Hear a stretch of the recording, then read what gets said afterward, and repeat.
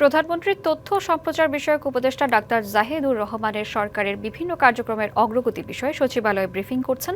সরাসরি চলে যাচ্ছি আমরা সেখানে। এক বছর আগে তো 12 দিনের যুদ্ধ হয়েছিল, মনে হয়েছিল যে আর হবে না, কিন্তু হলো। তো আমাদের সতর্ক থাকতে হবে কোনটা, এবং আমরা আরো বেশি পরিমাণ রিজার্ভ রাখা। এটা কবে উদ্বোধন করবেন? মহেশখালীতে আপনার আমার সরকার মানে রিজার্ভারের জন্য কবে থেকে চালু করবে, বাকি নতুনগুলো কাজ আপনারা যদি শুরু করার কথা যেটা বলতেছেন সেটা কবে, কোথায়, কিভাবে? নীতিগতভাবে সিদ্ধান্ত হয়েছে এগুলো, আর ওটাও হয়েছে। ওটার উদ্বোধনটা কবে হবে, সেটা উদ্বোধনের উপযোগী করতে কত সময় লাগে, বাকিগুলো কবে নাগাদ হবে, এগুলো নীতিগত সিদ্ধান্ত হয়েছে। আমরা খোঁজ নিয়ে নেক্সট ব্রিফিং এ এটা জানাবো যে এটা কবে নাগাদ হতে পারে।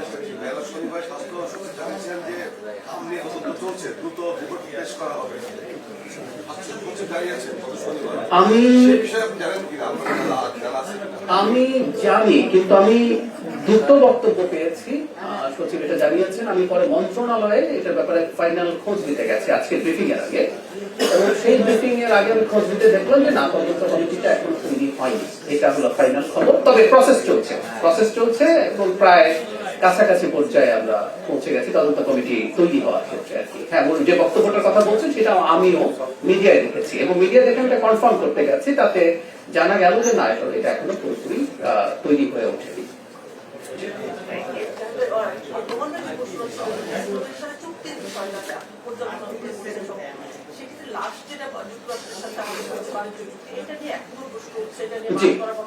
ঈদ আসবে, সাথে ক্যাশব্যাকও আসবে। নিজের বা প্রিয়জনের জন্য কেনাকাটায় এবারও নগদ পেমেন্টে পাচ্ছেন দারুণ ক্যাশব্যাক। তাই যাই কিনুন, পেমেন্ট করুন নগদে।